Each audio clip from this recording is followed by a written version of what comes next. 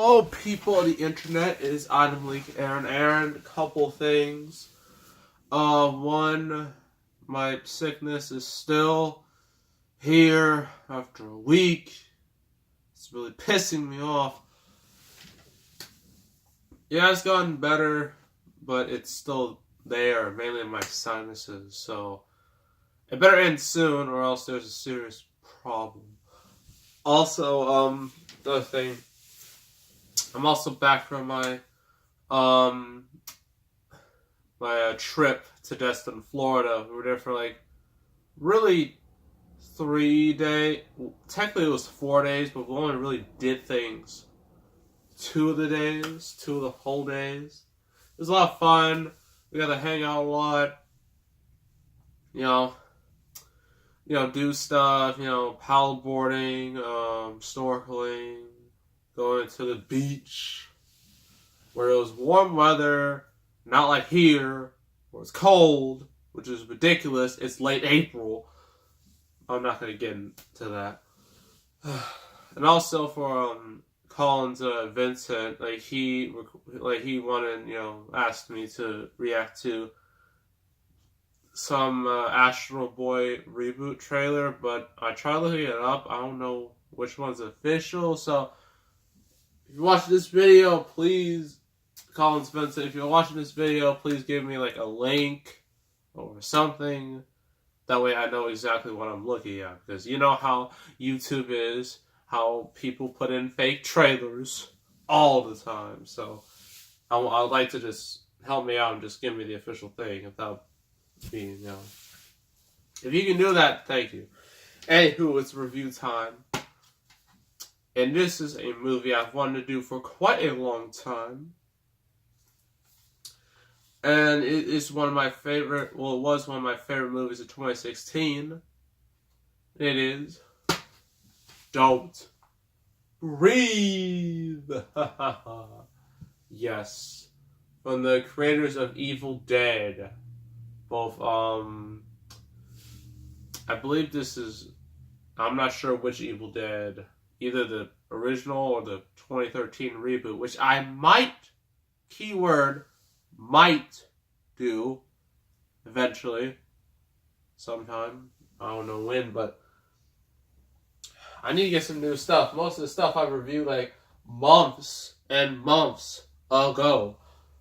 A lot of this has to go off. There's only a few things in here I have not reviewed yet. So I need to get some new stuff now before I run out of content. Anywho. Yeah, so this one director of the 2013 reboot of Evil Dead.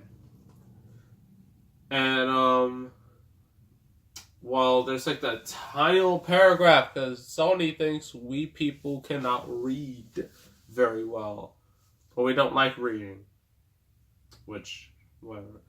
So from the twisted minds behind Evil Dead comes a new terrifying experience. 3 young thieves fight for their lives after breaking into the home of a blind man who has a dark side. That's all it says. Extremely vague. But also basically explains everything in a simple, short and sweet way. So yeah, you got these 3 people. And it mainly focuses on Jane Levy, her character. She's the main one. Her friends are like Dylan Miente and Daniel Lovato are friends. She wants to like get out of her life, her home, because her home is terrible, and she just wants to leave. They all want to leave. Well, mainly she wants to leave, and her, I think it's her boyfriend or like super close friend, and then this other dude, he's just like in the friend zone, which is horrible. Then in the beginning of the movie, like, it shows them like robbing a place. The way they do it. That way, like this is what they do. Then they figure out it's not this old dude, and he has like a fortune, like $300K. But then they realize he's blind, and they're thinking, "Oh, this is easy. This is super easy. He's not gonna know the thing." And that's what you would think. You'd think it would be super easy. to do that, to steal like from a blind person. I mean, they can't see anything, but they can feel, they can hear, they can smell. They got all the other senses. They just can't see. But anywho, they eventually break into his house. Everything's all cool. Then they hear him, and then like they don't. Some of them, like two of them, don't move, but one of them does with a gun. Then he realizes that this old dude is a lot tougher than he looks. And then like he grabs like the dude with the gun, and he's like intimidating him. He doesn't know what, like he wants to know like how many else are here. And it looks like he's about to let him go, and then he kills him, shoots him. So now there's two left, and now they have to go all around his house. You know, try not to make any sounds, don't make any noises, because if you do, it's over. I mean, it's kind of like A Quiet Place, but instead of aliens or monsters, there is an old dude who, you know, a blind old dude who has some really disturbing stuff in his house. Some Resident Evil-esque stuff in his house. And I played Resident Evil 7, haven't completed it though, but I played enough of it to know what's in that game. This reminds me of that, in a way. Pros and cons. Pros, the acting is very good for everyone involved. Our main characters, our main antagonists, they really sell the fact that, you know, if you make a sound, or if you're like super obvious with sound, well, you're gonna die. And so they have to like try to, you know, go throughout this house without making any sounds, just like Resident Evil, in a way. Resident Evil 7.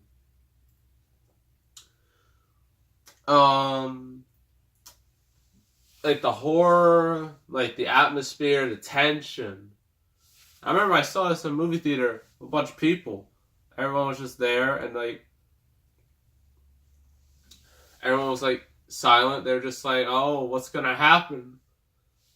And then sometimes if the camera pans over to something, and then like that means like that's gonna be important, and like you gotta make note of that.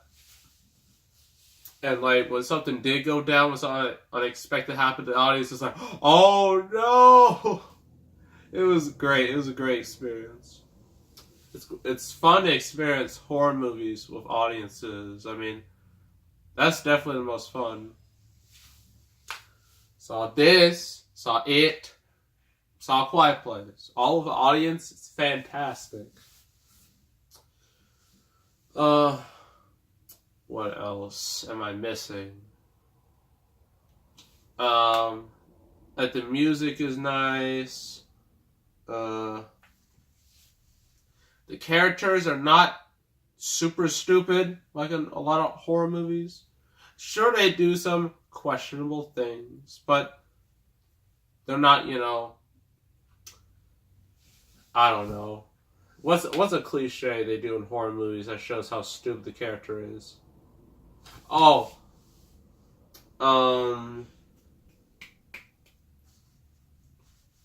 Well, splitting up, that's the first bad thing you should do. Never split off from a group. Another cliche, I think, is just don't like. It's hard. I know there are so many cliches, but it's really hard to think of like some in this situation right now. Oh, don't hide behind something super obvious. Don't hide behind like. Don't hide in the shower. That's another thing, because that's just don't do that. I don't know. If you have any horror cliches, leave them in the comments, I guess, because I can't think of any at the moment. When it comes to cons, It's nothing too bad. Like nothing too noticeable. It's like some minor flaw details of characters and whatnot. Also, this movie teases a sequel at the end. I'm not going to spoil how the end is, but it does tease a sequel. So yeah, I'd like to see that. Be very interesting. So yeah, that's Don't Breathe. I'm going to give it a 9 out of 10. A very high rating for me. Highly, highly, highly recommend this movie. If you like horror, you like home invasion horror, that type of genre, well, you will love this. If you're like not a huge horror person, then you might not like some of the stuff in here. But overall, I thought this was a fantastic horror movie. So yeah, that is Don't Breathe. Next review is a Tom Hanks movie. Haven't done too many of those. It's not anything crappy like the Da Vinci Code movies. That's never, ever, ever going to happen. Just letting you know now. It is one of his more famous roles, where he's stuck on an island by himself with a beach ball he names Wilson. Yes, we're doing Castaway. That will be the next review. So make sure to subscribe, like this video, leave a comment. I will see you all next time. And I am out.